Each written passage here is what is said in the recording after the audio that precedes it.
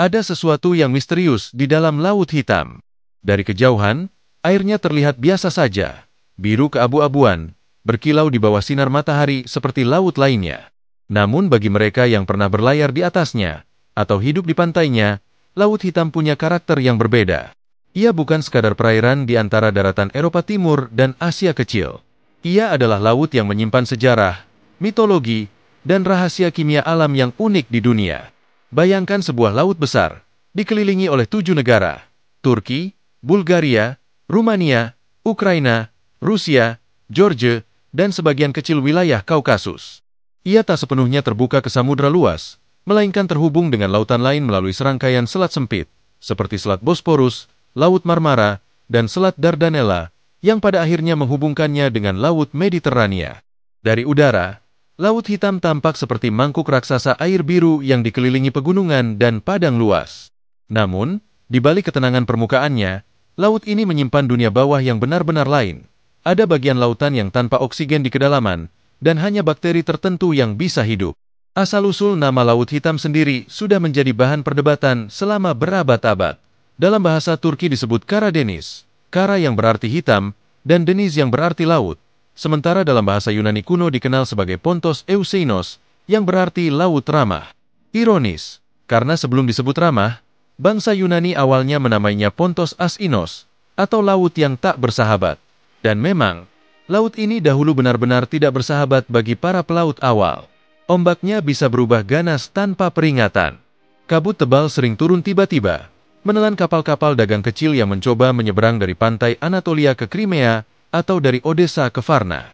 Badai di Laut Hitam terkenal cepat muncul dan cepat menghilang, meninggalkan langit kehitaman dan air laut yang tampak gelap, dan mungkin disinilah nama hitam itu lahir. Namun ada pula penjelasan ilmiah. Di bawah lapisan permukaan Laut Hitam yang kaya oksigen dan kehidupan, terdapat lapisan air yang mengandung hidrogen sulfida dalam jumlah yang sangat besar. Gas ini dihasilkan dari proses pembusukan bahan organik di kedalaman yang tidak memiliki oksigen. Air yang mengandung hidrogen sulfida tampak lebih gelap dan pekat, serta bisa berbau menyengat seperti telur busuk jika naik ke permukaan. Maka, hitam di sini mungkin juga menggambarkan sifat lautnya yang mematikan di bawah permukaan. Salah satu keajaiban Laut Hitam adalah perbedaan tajam antara dua lapisan airnya. Lapisan atas, sedalam sekitar 100–150 meter, adalah dunia yang penuh kehidupan. Disinilah ikan-ikan berenang, burung camar berputar, dan nelayan menebar jala. Namun begitu turun lebih dalam, oksigen menghilang sepenuhnya. Dari kedalaman itu hingga ke dasar laut, yang sekitar 2.200 meter di titik terdalam, airnya mati secara biologis. Tak ada ikan, tak ada plankton, tak ada kehidupan kecuali mikroorganisme anaerob. Fenomena ini membuat Laut Hitam menjadi salah satu laut terbesar di dunia yang tranoksik. Artinya hampir seluruh volume airnya tak mengandung oksigen. Para ilmuwan memandangnya sebagai laboratorium alami untuk mempelajari bagaimana laut purba bumi mungkin pernah tampak jutaan tahun lalu, sebelum atmosfer kaya oksigen seperti sekarang.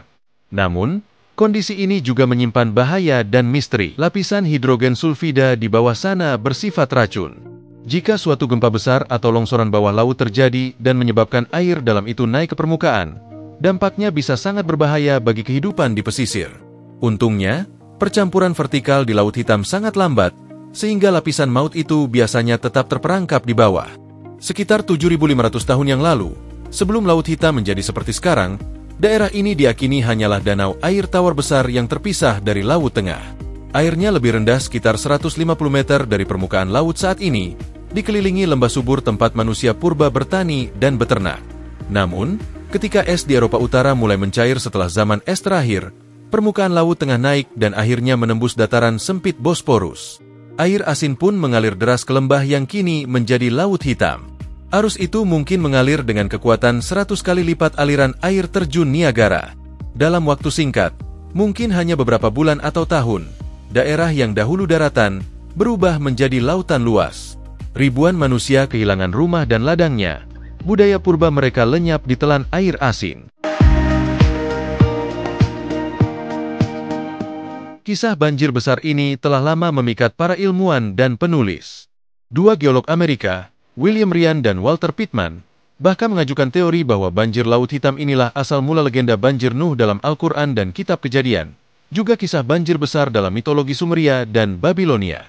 Walaupun teori itu masih diperdebatkan, ide bahwa sebuah peristiwa geologis lokal bisa menjadi dasar bagi mitos global sangatlah menarik.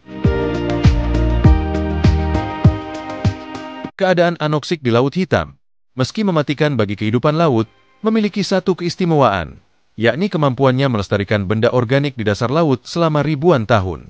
Tanpa oksigen, kayu tidak membusuk, dan logam berkarat sangat lambat. Akibatnya, bangkai kapal dari berbagai zaman masih utuh terbaring di dasar laut ini, seolah waktu berhenti bagi mereka. Pada tahun 2018, tim peneliti dari Black Sea Maritime Archaeology Project menemukan lebih dari 60 bangkai kapal kuno dengan kondisi luar biasa terjaga. Ada kapal dagang Yunani dari abad ke-5 sebelum Masehi, kapal Bizantium, hingga kapal Ottoman. Sebagian masih memiliki tiang, tali, bahkan ampora atau guci keramik yang tersusun rapi di dek. Temuan ini menjadi harta karun arkeologi laut yang tiada duanya, membuka jendela menuju ribuan tahun sejarah maritim.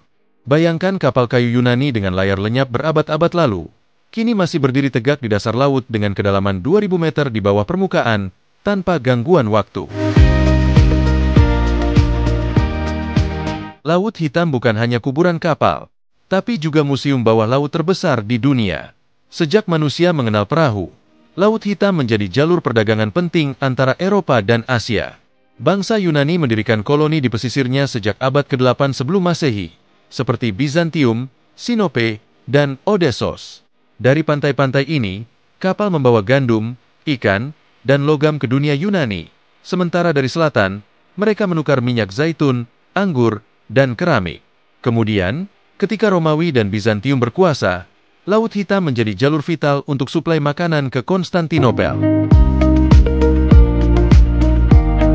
Di abad pertengahan, bangsa Viking dari Skandinavia bahkan menembus sungai-sungai besar di Rusia seperti Dnieper dan Sungai Don, menuju Laut Hitam untuk berdagang dengan Bizantium. Mereka menyebut jalur itu dari Varangia ke Yunani, rute yang menjadi urat nadi lahirnya peradaban Slavia Timur. Namun, Laut Hitam juga merupakan arena perebutan kekuasaan. Pada abad ke-18 dan 19, Rusia, Kesultanan Ottoman, dan Kekaisaran Eropa saling bertempur memperebutkan pengaruh di sini. Perang Crimea, tahun 1853-1856, adalah salah satu yang paling terkenal, yakni bentrokan besar antara Rusia melawan koalisi Inggris, Prancis, dan Turki. Pertempuran di semenanjung Crimea, khususnya di kota Sevastopol, menjadi simbol kerasnya persaingan imperium. Setelah Perang Dunia Kedua, Laut Hitam berubah menjadi panggung Perang Dingin. Uni Soviet menguasai pesisir utara, sementara Turki mengontrol selat penghubung ke Laut Tengah. Hingga kini pun, kawasan ini tetap menjadi titik panas geopolitik. Invasi Rusia ke Ukraina pada 2014 dan 2022 membuat Laut Hitam kembali menjadi pusat perhatian dunia, terutama karena pelabuhan strategis seperti Sevastopol dan Odessa berada di sana. Meskipun sering menjadi wilayah perebutan, Laut Hitam juga berfungsi sebagai jembatan budaya. Di pesisirnya, kita bisa menemukan mosaik kebudayaan, desa nelayan Bulgaria, kota industri Ukraina, pelabuhan Georgia yang ramai, hingga kota-kota Turki dengan pasar rempahnya yang riuh. Makanan di sekitar Laut Hitam pun menjadi bukti percampuran itu. Di Rumania, ada sup ikan bordepete. Di Turki, ada hamsi pilaf, nasi dengan ikan teri kecil khas Laut Hitam. Sementara di Georgia, hidangan laut berpadu dengan roti khas mereka, hachapuri. Setiap pantai punya cara sendiri untuk merayakan laut ini, seolah mereka semua berbagi cinta dan rasa hormat terhadap air yang sama, meski sering juga berselisih karena batas dan politik. Laut Hitam juga kaya akan legenda dan mitologi. Dalam kisah Yunani kuno, laut ini disebut tempat berbahaya di ujung dunia, rumah bagi bangsa Amazon dan lokasi perjalanan Jason dan Argonaut mencari bulu domba emas. Pulau Aia, Cholchis, kini bagian dari Georgia, menjadi tempat legenda itu berakar. Dengan demikian, Laut Hitam tak hanya memiliki nilai ilmiah dan sejarah, tapi juga nilai mitologis yang menyalakan imajinasi manusia selama ribuan tahun. Namun, di balik semua romantisme dan sejarahnya, Laut Hitam kini menghadapi krisis lingkungan yang serius. Selama abad ke-20, industrialisasi dan pertanian besar-besaran di wilayah sekitarnya menyebabkan limpasan pupuk dan limbah kimia masuk ke laut lewat sungai-sungai besar seperti Danube, Dniester, dan Dnieper. Nutrien berlebih itu memicu eutrofikasi, ledakan pertumbuhan alga yang kemudian mati dan mengendap, memperparah kondisi anoksik di kedalaman. Pada 1970 hingga 1980-an, populasi ikan seperti sturgeon, penghasil kaviar terkenal, menurun drastis karena polusi dan penangkapan berlebih.